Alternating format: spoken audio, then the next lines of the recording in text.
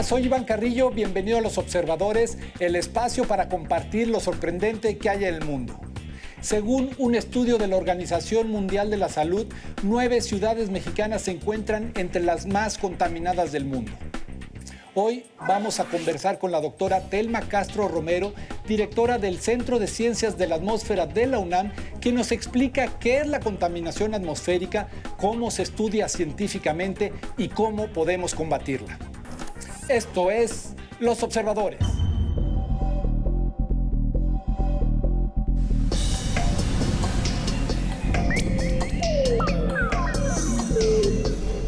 Telma, bienvenida a Los Observadores. ¿Cómo estás?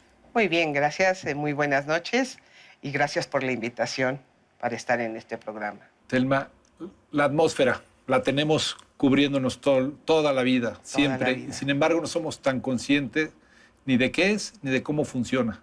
Así que platícanos, ¿qué es la atmósfera?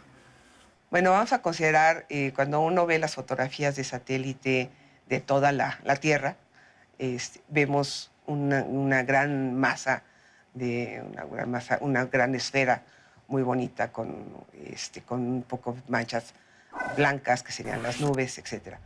Pero esa Tierra tiene alrededor de unos 6,400 kilómetros de radio, ¿no? Y luego la pequeña capa que la cubre como un manto, podría decirse que sería como la atmósfera. Y aproximadamente tenemos atmósfera del orden de 100 kilómetros. Más de 100 kilómetros, ya estamos hablando de espacio exterior. Y esa atmósfera pues está compuesta fundamentalmente de gases, ¿no? Tiene vapor de agua también, pero como nos enseñaron en la primaria, tiene un 78% de nitrógeno, un 21% de oxígeno, y tiene otros gases que son muy importantes, como el dióxido de carbono, que ahora está muy de moda por el cambio climático, el metano, etcétera, ¿no? Entonces, de eso está compuesto la atmósfera. Y tiene un papel fundamental para la vida, para proteger la vida, como la conocemos nosotros. ¿Cómo entendemos la contaminación atmosférica? ¿Qué es lo que sucede en esta capa cuando la contaminamos? Bueno, hablábamos, usted decía que está compuesta de gases. Y cuando rompemos ese equilibrio, el porcentaje, cuando rompemos la concentración que debe haber, entonces empezamos a hablar de que hay algún problema. ¿Cómo podemos romper ese equilibrio? Bueno, pues lo que se ha visto es desde la era industrial, de la revolución industrial, los años 1850 por ahí, a la fecha lo que se hace mucho es todo este avance tecnológico va acompañado con quema de combustibles fósiles por diferentes tipos de máquinas, en particular las de combustión interna, etcétera, que son los automóviles, los camiones, todo aquello que queme combustibles fósiles. Son máquinas que al final te ayudan en un montón de cosas en tecnología, pero no son máquinas que queman eficientemente al 100%. Esa mal quemado de los combustibles es cuando vemos que salen por los escapes de los automóviles, por las chimeneas de las fábricas, por un incendio en un cerro, etc.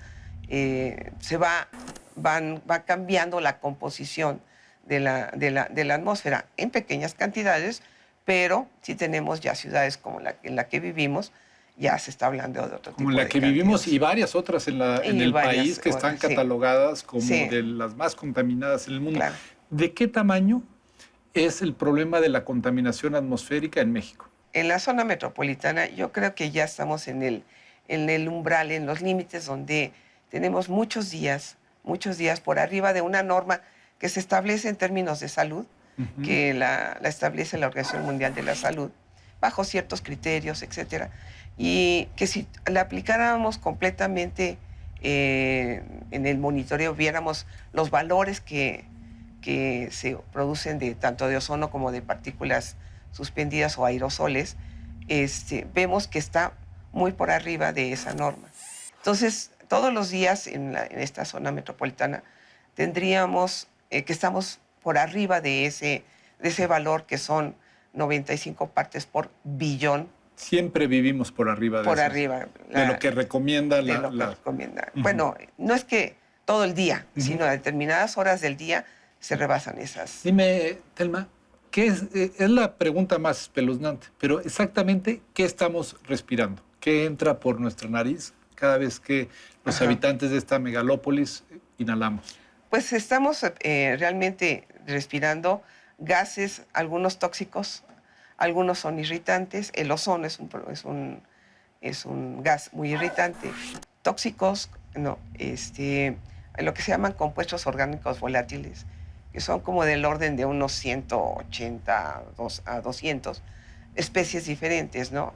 Entonces son como benceno, tolueno, gilenos, etc. Todo eso existe hoy por hoy y en este momento lo estamos inhalando en la zona metropolitana. En la zona metropolitana, ¿no? Y luego está algo que afecta mucho más a la salud, son las partículas en el ambiente menores de 1 micrómetro de diámetro, si pensamos en pequeñas esferitas de menores de 2.5 micrómetros, que entran completamente al tracto respiratorio y ahí se alojan, llegan hasta los alvéolos y ahí empiezan problemas que esa ya no es mi especialidad. Problemas de salud, claro. Pero problemas de salud, como el que tengo ahora, por ejemplo, de la garganta, ¿no? Exactamente. ¿Y cómo se lleva a cabo este monitoreo? Ustedes desde el Centro de Ciencias de la Atmósfera de la Universidad, ¿cómo llevan a cabo este monitoreo? ¿Cómo se evalúa la información? ¿Se miden los parámetros? Claro. Tenemos especialistas y que ahí en el Centro de Ciencias de la Atmósfera que se dedican a la parte experimental y a la parte de modelos. Entonces, la parte experimental generalmente es a través de proyectos de investigación que hacen los catedráticos del centro. Ven la composición química de estas partículas, la concentración en el ambiente, etc. Entonces, hay diferentes equipos que podemos utilizar para ir midiendo estas variables. Desde hace aproximadamente 2 años tenemos en la universidad para investigación una red que se llama la Red Universitaria de Observatorios Atmosféricos y que tenemos en una estación en el techo del Centro de Ciencias de la Atmósfera, aquí en Ciudad Universitaria, y otra en Alzomoni, en el Iztaccíhuatl, ¿no? Que tiene una característica de 4,000 metros de altura sobre el nivel del mar. Y pueden estar monitoreando. Y estamos monitoreando. Y las otras estaciones están en diferentes partes del país. Mérida, Saltillo, etcétera, ¿no? Telma, hablaste de que estos gases, estos aerosoles, estas partículas se van acumulando, se acumulan en la atmósfera. Pero me imagino que también se mueven, que viajan. Sí.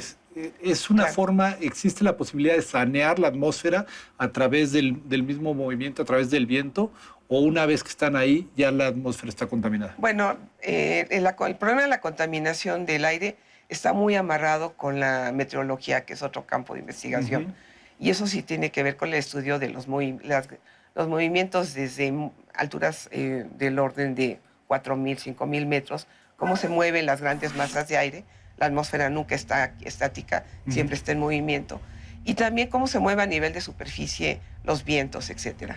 En lo que es en la zona metropolitana, tenemos un fenómeno interesante en términos de que aun cuando tengamos el Valle de México totalmente rodeado por montañas, sí, hay un fenómeno que durante el día hay pocos vientos, entonces por calentamiento se expande un poco la atmósfera, y cuando en la noche por enfriamiento, entonces bajan aire frío y entonces limpia la atmósfera.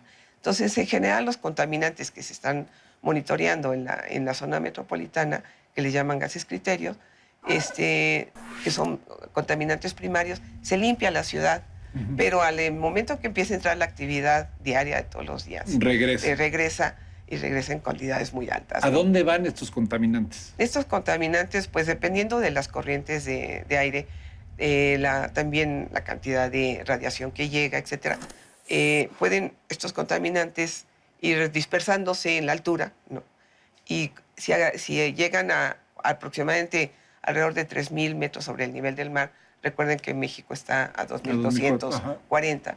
Entonces, esas masas de aire que vienen con vientos más fuertes, las arrastran a otro lugar.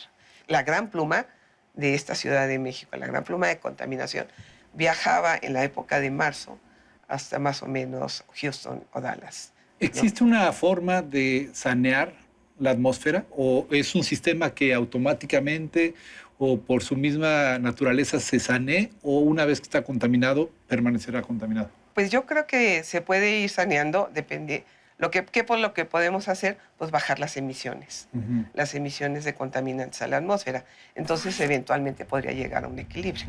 Pero pues el futuro que vemos es que las ciudades, la población de las ciudades van a ir aumentando. Tienen proyecciones, escenarios de que en poco tiempo, al 2030, tendremos el 75% de la población en ciudades. Y estamos hablando de 7,000 millones de habitantes en esta tierra, ¿no? Explícanos qué es la captura de carbono y cómo puede contribuir a la solución del problema. Bueno, esa es otra parte interesante de la atmósfera.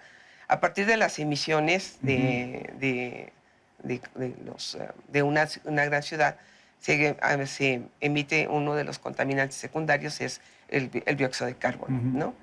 Entonces, ese es un gas de efecto invernadero que lo que hace es calienta a la atmósfera. Hay un proceso de cómo captura la radiación que se regresa ya de la Tierra hacia la atmósfera, que es en el infrarrojo, la captura porque tiene una capacidad muy amplia de absorción, la retiene y por eso se calienta la superficie de la Tierra. Entonces, es el gran problema del cambio climático y del calentamiento global. Así es. Entonces, como él, está el metano, lo que se llaman gases de efecto invernadero.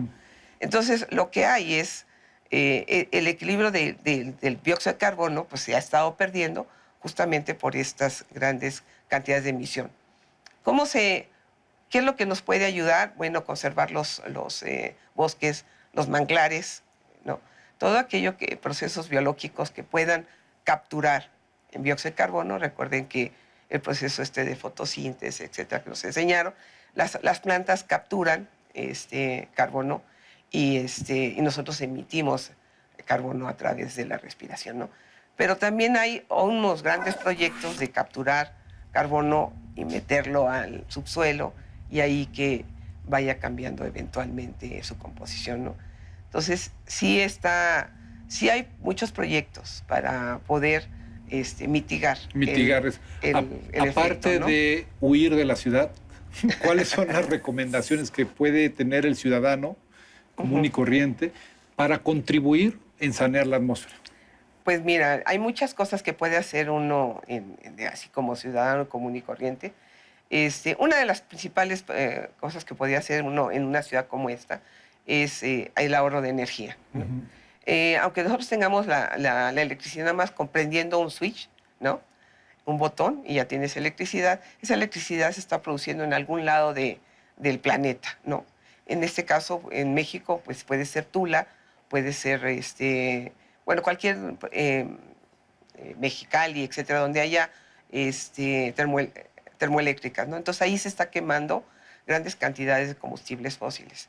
Entonces, si ahorras energía, entonces puedes ahorrar esa cantidad de combustibles que se queman para transformarla en energía. Por lo tanto, ¿no? Es ahorro de energía. Ahorro de energía es una. En el caso de aquí, de la zona metropolitana, por ejemplo, nosotros usamos mucho para pintar en casa la pata de un mueble y entonces usamos un solvente, ¿no? O buscamos aguarrás o buscamos ese tipo de cosas para hacer ese tipo de cosas. Podríamos usarlo de otra manera, tratar de que esos vapores no se vayan a la atmósfera y cerrar bien los botecitos que nosotros tenemos. Pues ahí hay dos consejos básicos de muchos que podemos hacer, de muchas medidas que podemos tomar para ayudar a mitigar la contaminación, problema que nos aqueja en la Ciudad de México, en las grandes ciudades del país y sobre el que hoy nos ha hablado Telma. Yo te agradezco que hayas estado aquí en Los Observadores. No, pues muchísimas gracias a ti, en particular a todo tu auditorio, y cualquier cosa que quisieran consultar, está en la página del Centro Social de la Atmósfera, está en mi correo electrónico. Sí llego a contestar los correos, nomás que denme chance porque tengo otras actividades. Pues ahí está, consultar a un especialista directamente con su correo o en la página de Ciencias de la Atmósfera de la Universidad Nacional. Los Observadores, el espacio para compartir lo sorprendente que hay en el mundo.